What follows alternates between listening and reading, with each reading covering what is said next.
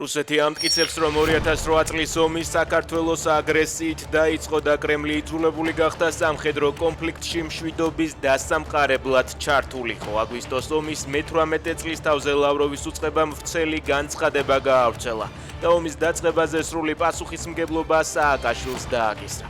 განცხადებაში ნათქვამია, რომ ქართულ საზოგადოებაში აგვისტოს მოვლენების გადააზრების მცდელობები გრძელდება. კრემლი საქართველოს ხელისუფლების განცხადებებს იმედის მომცემს უწოდებს და კონკრეტულ ნაბიჯებს ელოდება.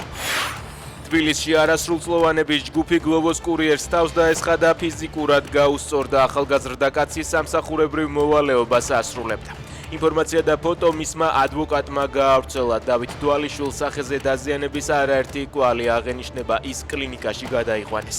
დამირეკა და მითხრა, როგორც გიგა ავალიანი მოკლეს, ისე მკლავდნენო დაწერა უფლება დამცველმა. ბათუმში 10-ზე მეტი პირი ერთმანეთს ფიზიკურად გაუსწორდა. შემთხვევა წუხელ ბაგრატიონის ქუჩაზე მოხდა. ადგილზე საპატრულო პოლიციის რამდენიმე ეკიპაჟი იყო მობილიზებული. პოლიციელებმა ჯგუფში მონაწილე 3 პირი დააკავეს. ჩემთვის სიკვდილი იყო ამ ვიდეოს ნახვა. შვილს აუცილებლად ვიპოვით. ცოცხალს თუ ვერა მკვდარს მაინც 12 წლის ტანჯვას დავასრულებ. ამის შესახებ დაკარგული გურამ დადიანიძის დედამ გავრცელებულ ვიდეოსთან დაკავშირებით განაცხადა. სოფიო ბიბილაშვილი ვარაუდობს, რომ ექსკურსიის მონაწილეების სიმართლეს შეთანხმებულად მალავენ.